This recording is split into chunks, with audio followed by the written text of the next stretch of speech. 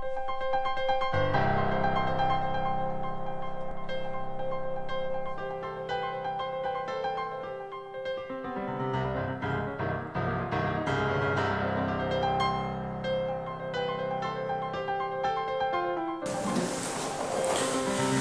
graças ao Senhor por estarmos aqui novamente para juntos estudarmos a Palavra de Deus. Damos graças a Deus por todos que estão aqui para ouvi-la e serem edificados por ela.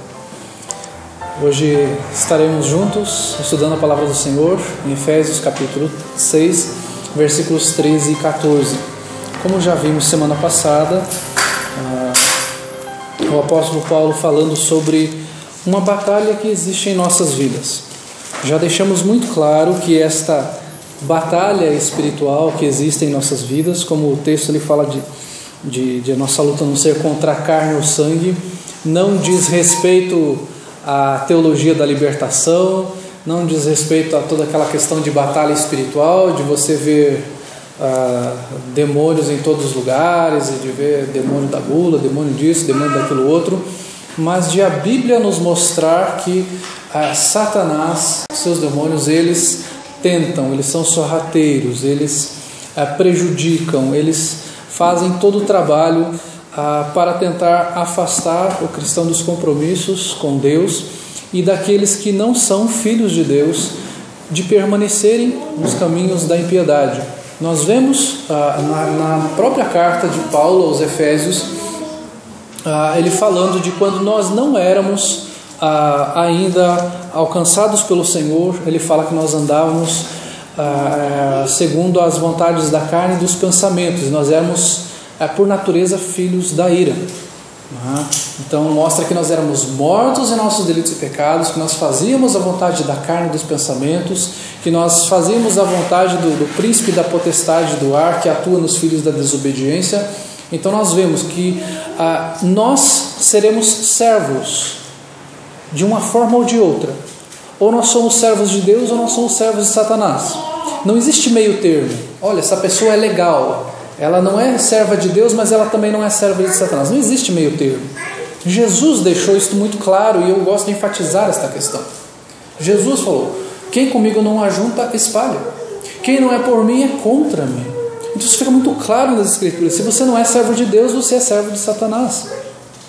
E aqui então o apóstolo Paulo, como nós vimos na semana passada, ele fala da necessidade de fortalecimento, de nós nos revestirmos da armadura de Deus, ou seja, nós não estamos num parque de diversões, mas nós estamos numa batalha, nós estamos numa guerra, nós somos arqui-inimigos de Satanás. Ele vai nos tentar, vai nos prejudicar, vai tentar agir em nossas vidas para acabar conosco. E a Bíblia fala: então esteja preparado para esta batalha. Você não está vivendo num parque de diversões, você está vivendo numa luta. E esta luta o Senhor nos chama para combatê-la com as armas espirituais. Não é uma luta contra a carne ou o sangue, mas é uma luta espiritual. E ele fala para nós ficarmos firmes contra as ciladas do diabo. E aí ele fala que nossa luta não é contra a carne ou sangue, mas contra principados e potestades. E hoje então nós vamos entrar nos versículos 13 e 14, aonde o apóstolo Paulo fala assim: portanto, tomai toda a armadura de Deus, para que possais resistir no dia mau, e depois de terdes vencido tudo, permanecer inabaláveis. Estais, pois, firmes, cingindo-vos com a verdade e vestindo-vos com a couraça da justiça. Vamos interpretar este texto da forma como que ele deve ser interpretado, ou seja, fazermos uma interpretação correta das Escrituras, buscarmos não sentidos ocultos, como muitas vezes acontece de surgirem sentidos alegóricos, e você buscar em cada situação um sentido oculto, como tem gente que praticamente dá uma aula de botânica ou uma aula de história antiga, de história medieval, para falar de um instrumento, de uma plantazinha que tem lá, e você escuta, você aprende história e não aprende o que a Bíblia está falando sobre aquilo. Porque aquela planta tinha isso, tinha aquilo outro, e ela até tinha um formatozinho de cruz. Poxa, mas o texto não está falando isso. O que o texto quer dizer? Até João Calvino ele faz um comentário no seu livro, ele fala: toda a intenção do apóstolo consistia em fazer alusão ao equipamento de um soldado. Não há nada mais frívolo ou vazio, palavra ridículo até, do que o árduo esforço de alguns que tentam descobrir por que a justiça se assemelha a uma couraça em vez de um centurião. Então nós não devemos ficar pensando, vamos ver todas as características de uma couraça, de um cinturão, para nós fazermos então um estudo detalhado sobre o cinturão, sobre a couraça. Nós precisamos saber o que é uma couraça, um cinturão, mas não vamos fazer um estudo sobre isso, nós não vamos estudar aqui a história romana toda sobre o soldado romano numa profundidade. Nós vamos ver o que a Bíblia quer nos falar, quais são os princípios bíblicos que o apóstolo Paulo quer nos trazer aqui. O que a igreja de Éfeso precisava entender, o que nós precisamos entender também, obviamente, que ela foi escrita primeiramente à igreja de Éfeso, mas, obviamente, por ser inspirada por Deus, ela é atemporal e foi escrita para nós também. O que foi escrito? Foi que a força daquela igreja e a nossa força está em Deus. Não é naquilo que você faz, não é na sua força, não é na sua capacidade, não é na sua inteligência, criatividade, perseverança, persistência, inteligência.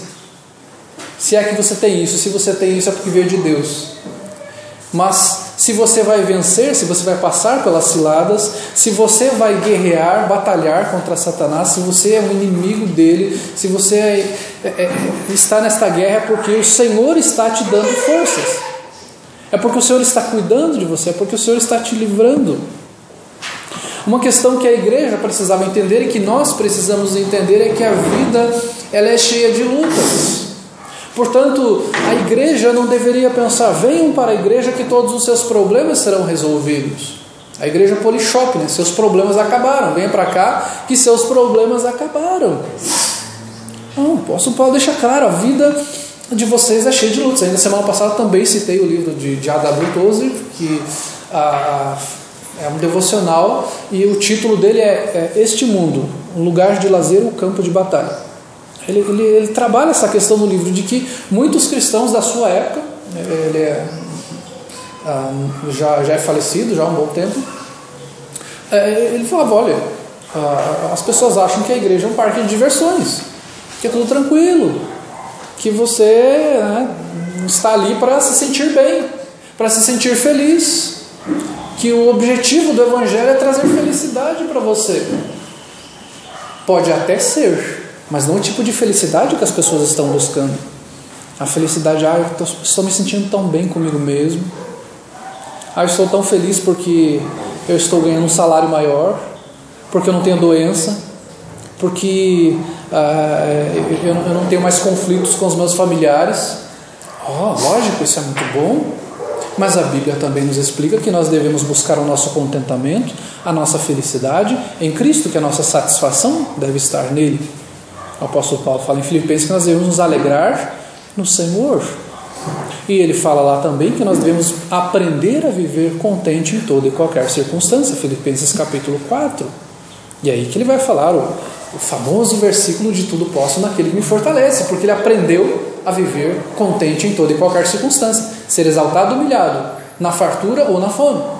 Então o Senhor o fortalecia. E a carta aos Filipenses é conhecida como carta da alegria. Um apóstolo que estava preso, que falou que já tinha sido humilhado, que tinha sido exaltado, mas aprendeu a viver em toda e qualquer circunstância. Ou seja, cristão, filho de Deus, a sua vida vai ter lutas. Então o que ele fala é, não desanime, porque as lutas virão e você está nesse mundo e a batalha vai acontecer diuturnamente. Elas vão acontecer. Nós não estamos aqui para termos ausência de lutas. Nós não estamos aqui para termos ausência de confrontação. Spurgeon também falava num famoso artigo dele, que ele falava, pastoreando, o nome do artigo, pastoreando ovelhas ou entretendo bodes, ele fala lá que o Evangelho é o sal e não o docinho.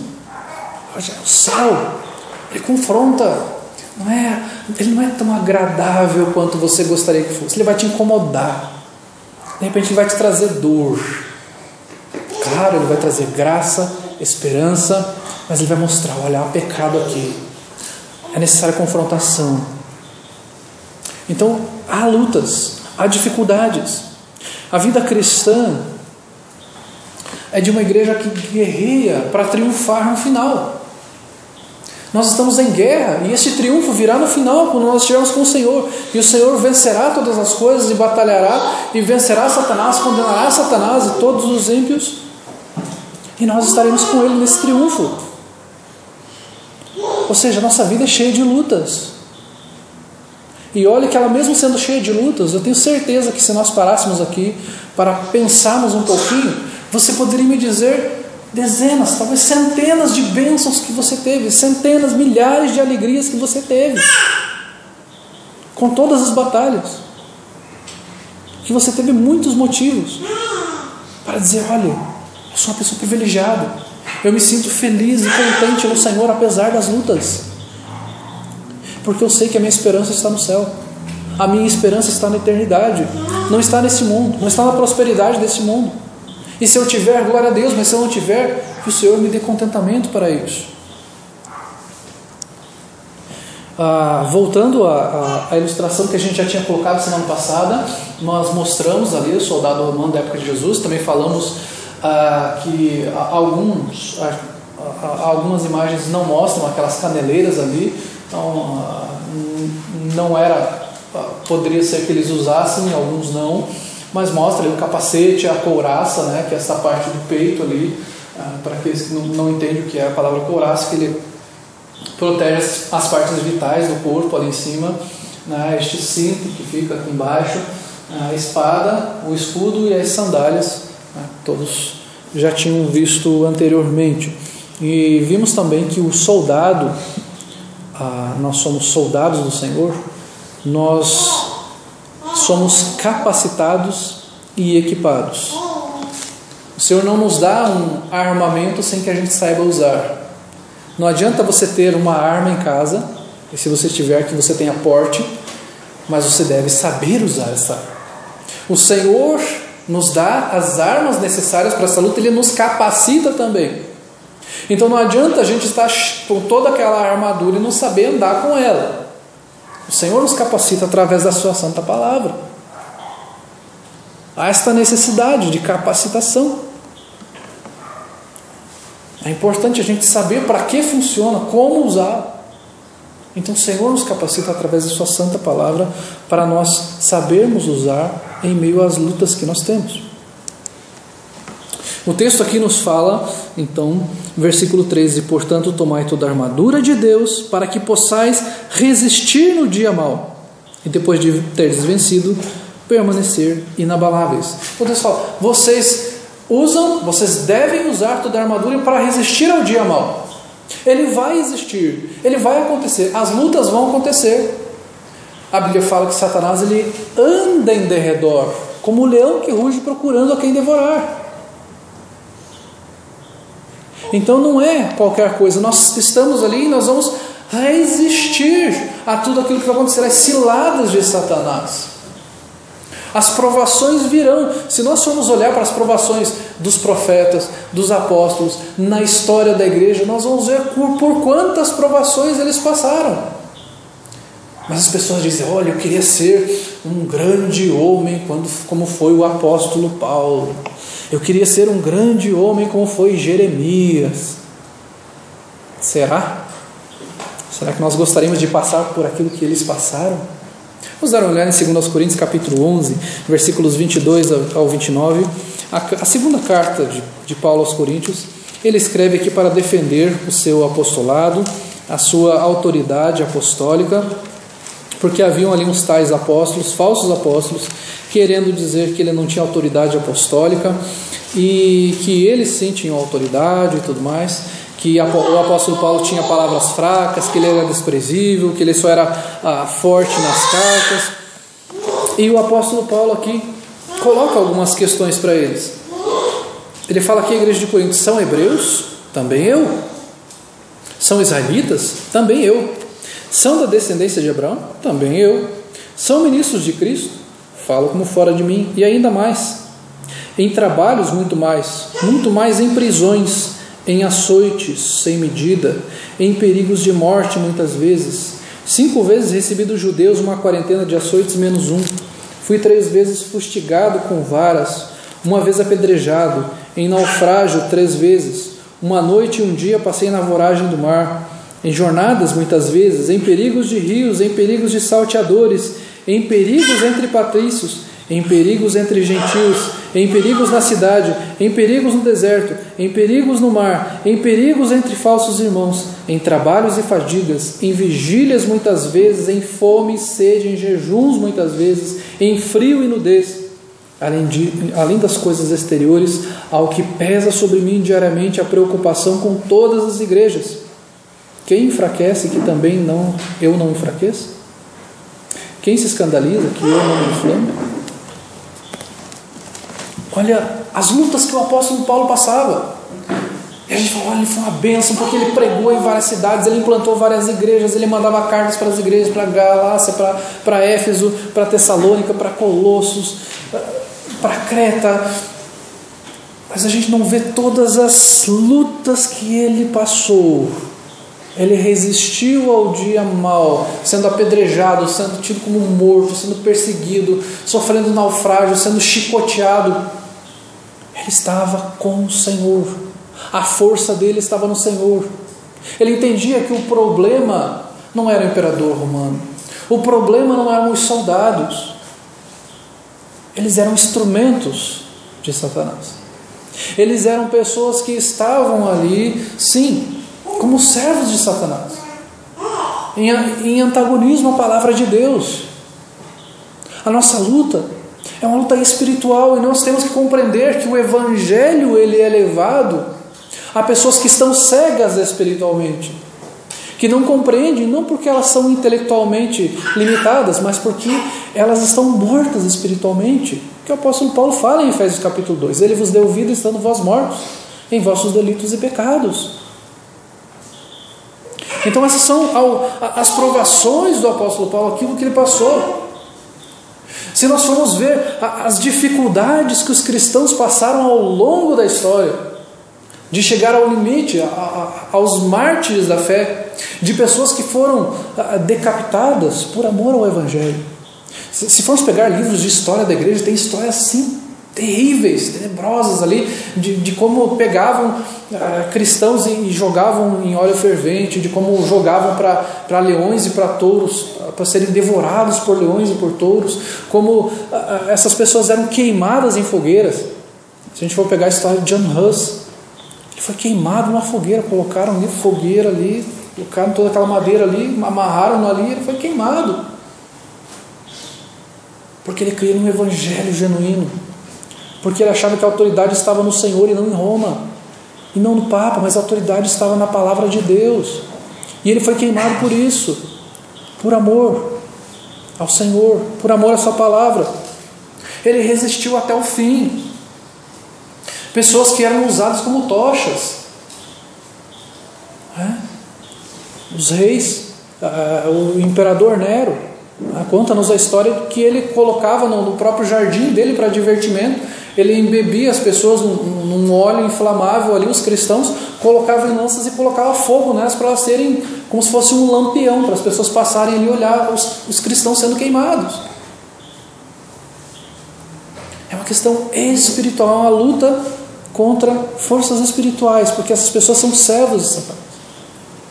E aqueles que servem ao Senhor devem então estar próximos do Senhor, devem estar através da palavra de Deus, crescendo na palavra de Deus, buscando ao Senhor através da sua santa palavra, revestindo-se de toda a armadura de Deus para permanecer firme contra as ciladas de Satanás. Satanás cria ciladas, Satanás faz armadilhas contra nós. Novamente, irmãos, vamos dar ênfase nisso aqui. O que nós estamos falando aqui não é para você olhar Satanás em cada tropicão que você der. Nós estamos falando que este mundo jaz no maligno, que as pessoas são servas de Satanás e que elas são usadas por ele. Então não fique repreendendo cada topada que você der aí. Não fique olhando para o pneu do seu carro que furou, para a sua camiseta preferida que furou, dizendo que foi Satanás que fez aquilo. Ok? Não é isso que nós estamos falando aqui. Estamos falando que existe uma luta espiritual. Que não é você olhar para aquela pessoa e falar, puxa, mas ela não é inteligente, por isso que ela não está crendo. Ela está me perseguindo porque ela não creu, porque ela não quer crer. Há algo espiritual. Não é apenas intelectual, porque se fosse, a gente faria aqui algo bem didático e podemos fazer, e já fizemos. Mas se eu fizer algo didático, ela vai crer. Não é apenas didática, é uma questão espiritual. Então o texto nos fala aqui, de Efésios capítulo 6, para vocês permanecerem firmes, para que no dia mau, depois de teres vencido tudo, permanecerem inabaláveis, em meio às lutas, em meio às canseiras, em meio às dificuldades que você vai passar numa batalha, porque você vai passar por dificuldades, você vai ter problemas numa batalha, você vai ser golpeado numa batalha, mas você fala, no fim da batalha você estará inabalável, você estará firme no Senhor, você não vai estar cambaleando ou pensando, será que vale a pena seguir a Cristo? Será que vale a pena esta luta? Será que vale a pena esta provação? Será que vale a pena mesmo servir ao Senhor? O Senhor está falando, mesmo em meio a todas as dificuldades, a toda a batalha que você for passar, você vai chegar ao fim e falar, valeu a pena cada minuto, cada segundo, cada ferimento, toda a batalha me fez crescer, me fez ser mais forte, o Senhor me fortaleceu, o Senhor cuidou de mim. É o Senhor que nos faz resistir, permanecermos inabaláveis. Porque as perseguições, as calúnias existirão, mas elas não vão nos abalar, elas não vão nos fazer desfalecer, nós não vamos desistir, nós vamos viver contentes em toda e qualquer circunstância, como diz Filipenses 4, que eu aprendi a viver contente em toda e qualquer circunstância. Minha alegria está no Senhor, a minha força está no Senhor, não em mim mesmo, porque se eu buscar em mim mesmo, eu posso até tentar, mas eu vou me frustrar, eu vou cair, e eu vou desanimar, porque eu acho, naturalmente o ser humano acha que ele tem o controle de todas as coisas, quando na verdade não controla nada, não controla nada de verdade, mas o Senhor controla todas as coisas. O texto continua, falando assim, estai, pois, firmes, cingindo-vos com a verdade. Perceba que ele fala, algumas vezes aqui ele dá esta ênfase, ele fala de permanecer inabaláveis, e agora ele fala, estai, pois, firmes. É firmeza, o cristão não pode andar cambaleante, aí, não pode andar de qualquer jeito, né? Como se fosse aqueles bonecos de poço que fica de um lado para o outro, né? É um firme, rígido, um soldado, né? O soldado romano ele tinha que ter toda a disciplina, ele não ficava lá de qualquer jeito. É firmeza, o soldado tem que estar firme, tem que estar pronto para a batalha, tem que estar preparado em qualquer momento. O soldado tem que estar pronto para a guerra. A igreja de Éfeso tinha problemas nessa área. Se nós olharmos em Efésios capítulo 4, versículo 25, o apóstolo Paulo mesmo fala, por isso, deixando a mentira, fale cada um a verdade com o seu próximo, porque somos membros uns dos outros. Existia esta dificuldade com a verdade, eles mentiam ali, existia esta prática da mentira. Além disso, existiam falsos mestres no meio dele, como já falamos. Quando Paulo escreve a carta a Timóteo, Timóteo era pastor na igreja de Éfeso, ele fala com relação aos falsos mestres que eles estavam trazendo engano e mentira ali no meio deles. Então ele alerta com relação aos falsos mestres, porque falso mestre normalmente está ali para trazer falsa doutrina é mentira. Então havia toda essa questão, toda essa problemática dentro da igreja de Éfeso, e o apóstolo Paulo já havia falado ali para a igreja, falando, olha, vocês têm que se despir do velho homem, vocês têm que se purificar e se revestir deste novo homem. Então esta necessidade de se despir, renovar, revestir. A Bíblia nos fala que o diabo é o pai da mentira. João capítulo 8, versículo 44, quando Jesus está conversando com os líderes ali da sociedade, eles falam ali, ó, não, nós somos filhos de Abraão, e isso e aquilo outro, e Jesus fala, vocês não são filhos de Abraão, vocês são filhos do diabo. O diabo é o vosso pai, porque vocês fazem a vontade dele. O diabo mente em todo o tempo, e ele é o pai da mentira. Então não adiantava para eles serem da descendência de sangue de Abraão. A necessidade é espiritual. Mas nós somos filhos de Abraão. Grande coisa. Deus pode suscitar das pedras descendentes de Abraão. Deus fala, o diabo é o pai da mentira, ele mente em todo momento. É só nós vermos desde a criação, quando Satanás chega para Eva, ele fala, você não vai morrer. Quando chega ali, ele fala, não, Deus não deixou vocês comer de nenhuma fruta do jardim. E ela fala, não, apenas do fruto do conhecimento do bem e do mal. Ele falou que se nós fizermos isso, nós vamos morrer. Ela falou, não, serpente, vocês não vão morrer. É que Deus não quer que você seja igual a ele e tal. Vocês podem comer. Satanás mente. Satanás tenta nos enganar, nos ludibriar, passar a perna. Ele é mentiroso. Ele é enganador. Então nós não podemos dar margem para Satanás. E tem muita gente fazendo entrevista com Satanás, achando que, o quê? Que ele está falando a verdade ali? Que os demônios estão falando a verdade ali para eles? Fazendo entrevista ali, como se fosse um talk show, né? O culto, que deveria ser um culto, né? Mas um culto com... A pauta do culto hoje é entrevistar um demônio. Isso não é culto, isso é culto ao demônio. É culto a Deus. Satanás é mentiroso. Você vai entrevistar a pessoa mais mentirosa que existe. Pai da mentira. Nós vivemos numa sociedade mentirosa e hipócrita. As pessoas mentem em tudo.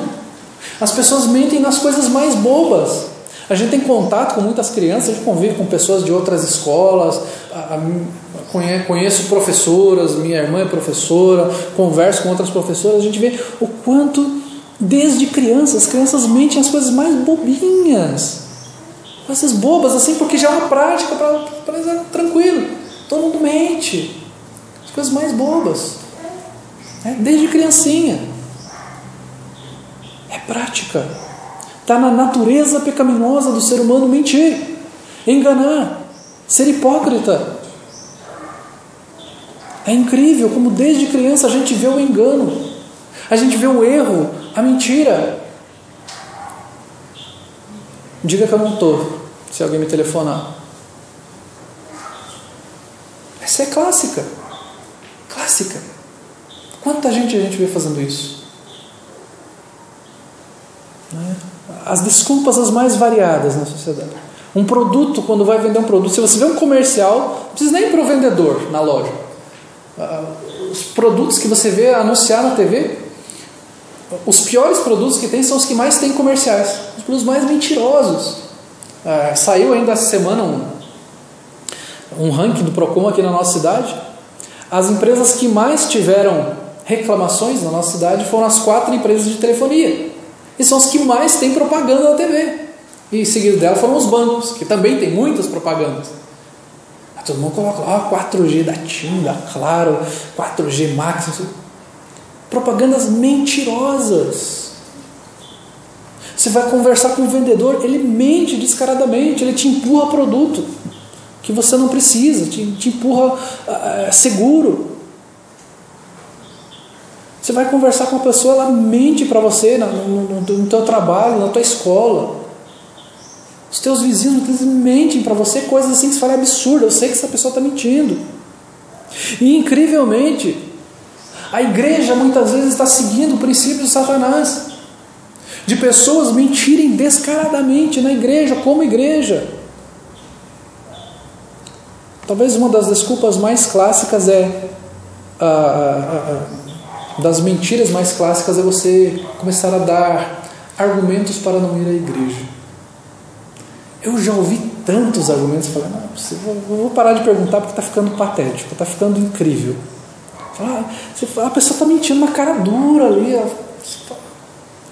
está feio, está feio.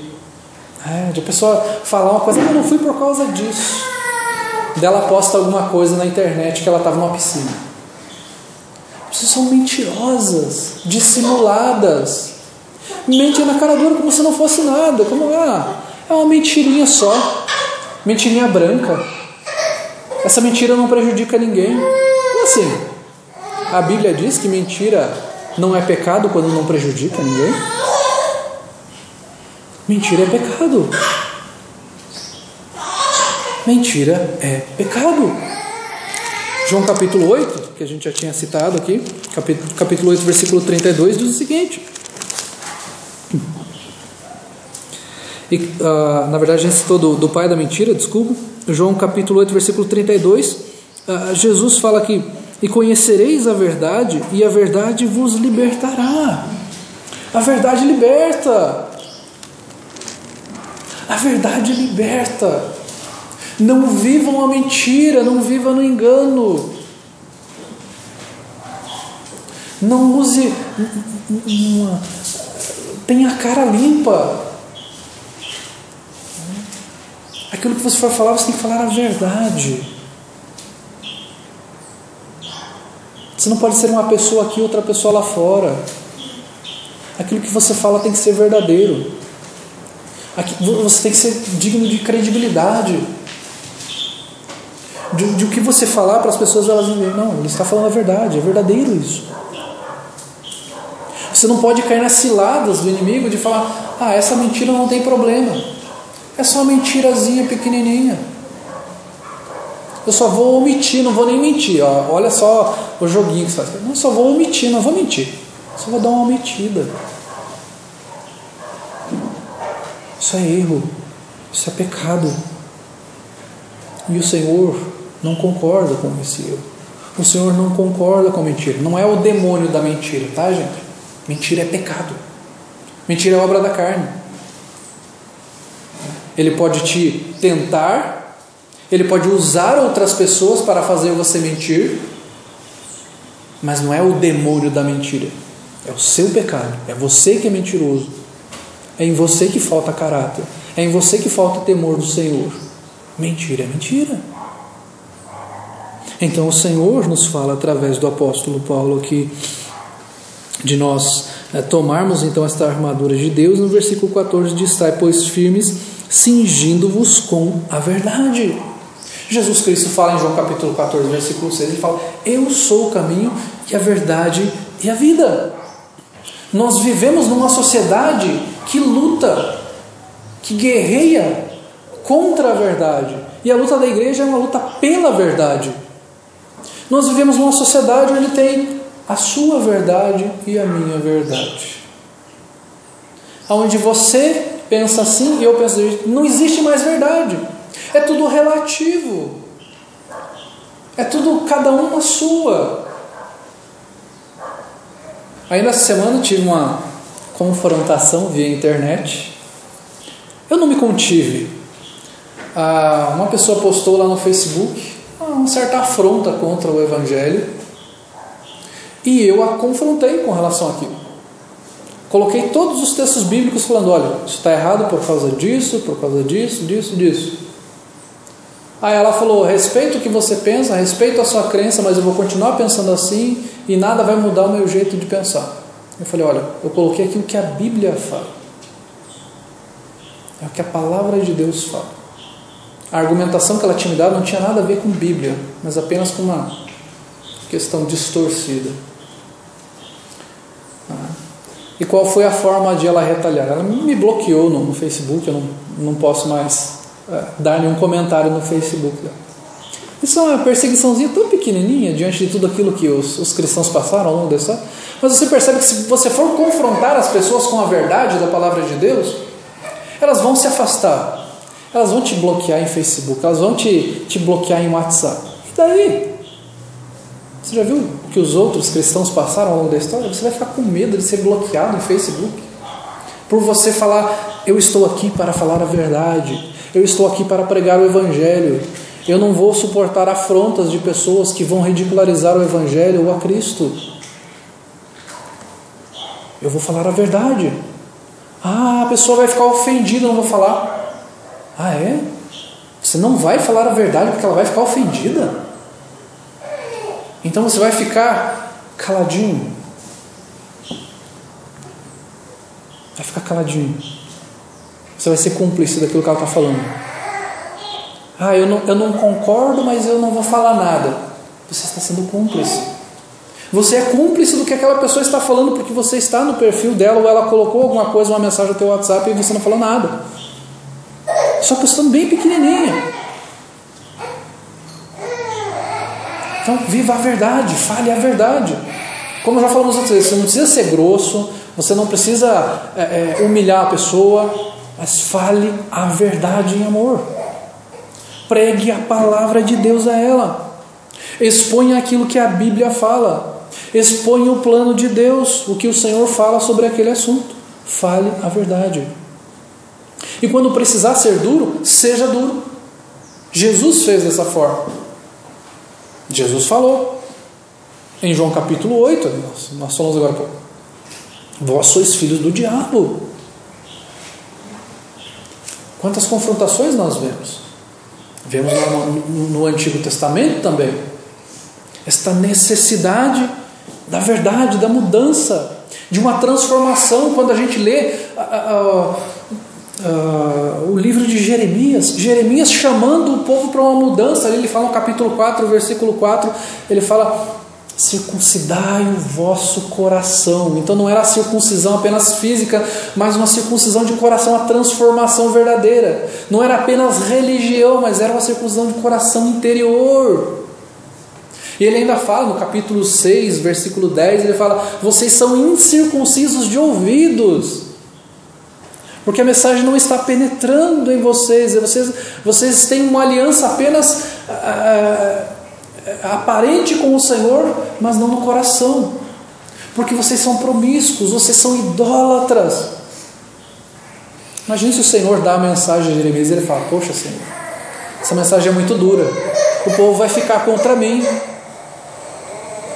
A Jeremias vai lá e fala: vocês são incircuncisos, vocês precisam ser transformados, vocês precisam de um novo coração, vocês precisam de uma nova mentalidade.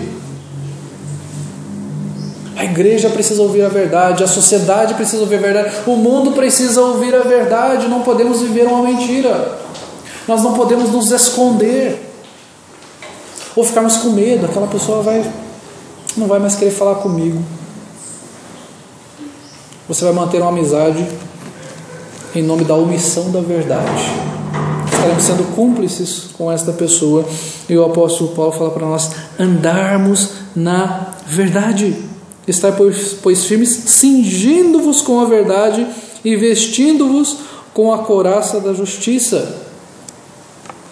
A igreja de Éfeso também estava necessitada de buscar a verdadeira justiça. Haviam várias injustiças envolvidas ali, dentro da sociedade e dentro da igreja. Tanto que o apóstolo Paulo vai dar as instruções ali de como você deve se portar com seus filhos, filhos com seus pais, marido com a esposa, esposa com o marido, servos com senhores, senhores com servos, como nós já estudamos esses textos. Falando: olha, vocês estão sendo injustos nessas circunstâncias, vocês estão sendo mentirosos em outras circunstâncias, vocês estão se embriagando em algumas circunstâncias, vocês não estão buscando a justiça de Deus. E nós vivemos num mundo que é cheio de injustiça. Se nós olhamos em Isaías, olha o que Isaías fala lá no capítulo 5, versículo 20 e 21. Isaías diz o seguinte: ai dos que ao mal chamam bem, e ao bem mal, que fazem da escuridade luz, e da luz escuridade, põem o amargo por doce e o doce por amargo. Ai dos que são sábios aos seus próprios olhos e prudentes em seu próprio conceito. Há esta inversão de valores, onde no mundo hoje está tudo normal, está tudo liberado. Aquilo que é errado é bom, aquilo que é injusto é bom, aquilo que prejudica é bom, é status. Quantas pessoas a gente já viu falando das suas proezas, tendo relacionamentos com outras mulheres? Olha que legal, ele é popular no grupo dele porque ele é um cara assim que consegue conquistar as mulheres. Olha, eles fizeram um racha na rua e você diz, olha que legal. Olha que legal. É errado, é ilegal, é crime, todo mundo acha bonito, acha legal. Olha como ele conseguiu enganar, ele conseguiu entrar naquele lugar sem pagar. As pessoas acham bonito, acham legal. Olha como a igreja está sendo tolerante agora. Ela está tolerando, está deixando pessoas lá sem confrontar com relação à sexualidade delas. Olha como a igreja está se tornando bonita e tolerante.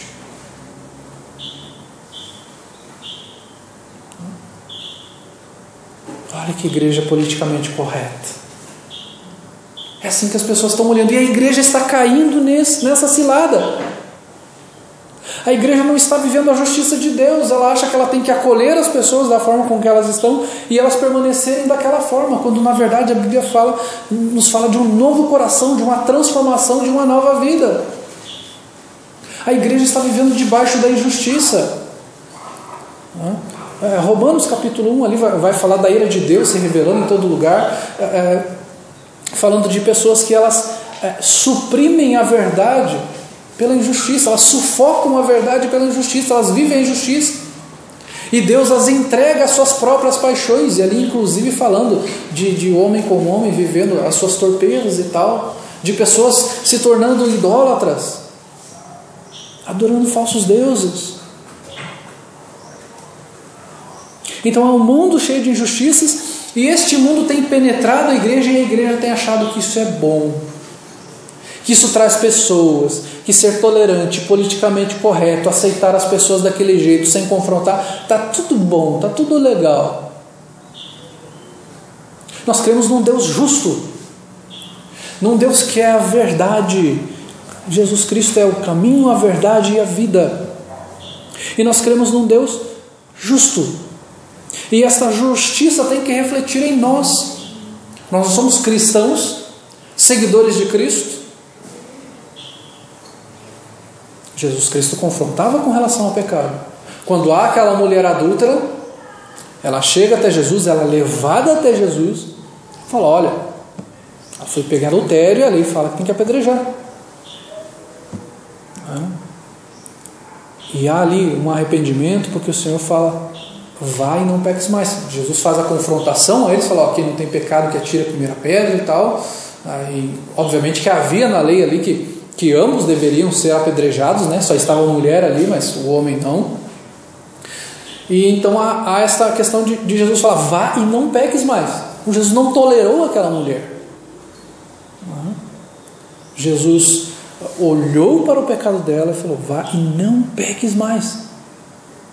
Viva uma vida diferente. Este é o papel da igreja. Nós chegamos aqui, você está em pecado, você vive em devassidão, você tem problemas nas mais diversas áreas que a gente possa ver. O que a gente vai falar? A gente vai falar do Evangelho, vai falar que nós cremos em Deus santo, um Deus justo, gracioso. Ele perdoa os seus pecados, sim, mas Ele é justo e santo e Ele não convive com o pecado, e Ele exige que você abandone o seu pecado. Assim como quando Jesus foi chamar os seus apóstolos, quando Pedro estava ali certamente com aquela montanha de dinheiros que ele tinha ali na coletoria, e ele chega e pede para Mateus o seguir, ele deixa tudo para trás e segue a Cristo. Ele não pensa, deixa eu fazer meu pé de meia aqui, cobrar uns impostos hoje aqui, que eu vou pegar esse dinheiro aqui, ainda vou financiar o ministério de Jesus com esse dinheiro. Ele deixa tudo para trás e segue a Jesus. É nós vivermos a justiça, é nós sermos, então, como a palavra de Deus nos fala aqui, vestindo-vos com a couraça da justiça. Nós precisamos aprender a refletir a justiça de Deus. Nós precisamos aprender a refletir o caráter de Cristo. Muitas vezes a igreja é uma igreja cristã sem Cristo. Ela não vive o caráter de Cristo. O apóstolo Paulo falou em algumas situações, sede meus imitadores como eu sou de Cristo. Nós somos seguidores de Cristo. Nós não somos apenas frequentadores de uma reunião que fala acerca do Messias, do Salvador, do Cristo. Nós somos a igreja do Senhor, nós somos o corpo de Cristo, como Efésios aqui mesmo vai falar desta noiva que ele vem buscar um dia, que ele quer uma noiva sem mácula, nem ruga, nem coisa semelhante, porém santa e sem defeito. É esta noiva que ele quer preparar, uma noiva restaurada, uma noiva limpa. Ele não quer uma prostituta, ele quer uma noiva. E as igrejas hoje, de tão injustas que elas estão mais parecidas com prostitutas do que com uma noiva que está se preparando para a volta do Messias. Porque são igrejas que vivem na injustiça. Porque são igrejas que querem viver para o mundo, para satisfazer as paixões do mundo, que fazem uma pesquisa ali, o que o mundo está gostando, o que eu vou fazer aqui. Isso não é justiça de Deus.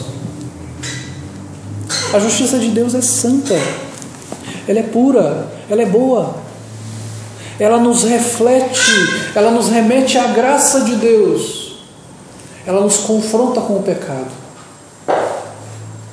e ela nos traz uma leveza de coração ao mesmo tempo que nós enxergamos quão miseráveis nós somos, quão pequeninos.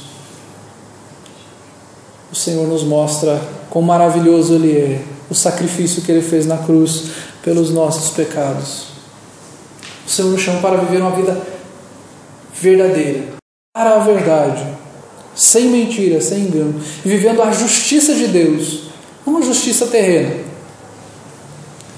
não é o padrão de justiça do mundo. Mas isso não é justo. Não é justo de acordo com quem? De acordo com a sociedade, com os programas de auditório da televisão, ou com a palavra de Deus? Quantas pessoas eu já confrontei com a palavra de Deus e elas falarem: se Deus for assim eu não vou crer, porque se Deus for assim Ele não é justo. Eu falei: mas é esse Deus que a Bíblia está falando. Então você não crê nesse Deus, porque você está baseando sua justiça no padrão de justiça humana e não na justiça de Deus. E o Senhor então nos chama para nós nos revestirmos desta forma, porque se nós nos revestirmos do padrão do mundo, nós seremos atingidos, nós seremos abatidos, nós definharemos na nossa fé, nós perderemos toda a esperança. Se a nossa arma não for espiritual, nós vamos cair, nós não vamos permanecer inabaláveis se a nossa arma for a nossa força, a nossa inteligência, o nosso padrão de justiça, o nosso padrão de verdade, a verdade só quando for interessante para mim. Como diz a célebre frase de Lutero: a paz se possível, a verdade a qualquer custo. A verdade a qualquer custo. Ela não pode ser a verdade só se for eu vou omitir a verdade para me manter em paz. Que tipo de paz é essa? Que padrão de paz você está buscando? A paz em Cristo ou a paz do mundo? A paz que o mundo está dando. Viva a verdade, viva a justiça. O padrão de justiça está em Cristo e na sua palavra. Se você for buscar em qualquer outro lugar, você vai se perder, você vai desanimar, você vai cair, você será atingido por Satanás, você não terá como se defender, você estará à mercê do inimigo. Viva para o Senhor, a justiça do Senhor e a verdade do Senhor. E aquele que não crê no Evangelho, aquele que não compreendeu essa mensagem, se arrependa por viver uma vida de injustiça, se arrependa por viver uma vida de mentira e viva para Cristo. Venha para o Senhor, para a glória dele. Vamos orarmos. Senhor Deus, agradecemos porque o Senhor nos capacita e o Senhor nos dá os instrumentos, ó Deus, para passarmos por esta batalha. Nós vivemos num mundo que jaz no maligno e tem tentado se infiltrar na igreja com todo tipo de injustiça e mentira. Mas o Senhor conduz a sua igreja, o Senhor protege a sua igreja, o Senhor é gracioso para com ela. Que o Senhor nos dê perseverança em todo momento que a gente for atacado, que a gente aprenda, Deus, a se defender dos dardos do inimigo e que possamos levar a Tua mensagem, Deus, seguirmos como soldados, firmes nesta batalha, Senhor, animados por ela, tendo a esperança viva e verdadeira no Senhor, que nós estamos lutando, Deus, nesta luta espiritual, que teremos a vitória completa quando o Senhor voltar e reinar sobre os seus, no seu reino, Pai. Que toda honra e toda glória seja dada ao Senhor. Muito obrigado por Cristo que veio a este mundo, que morreu pelos seus e que vive para sempre. Que a honra e a glória sejam dadas ao Senhor. Em nome de Jesus Cristo.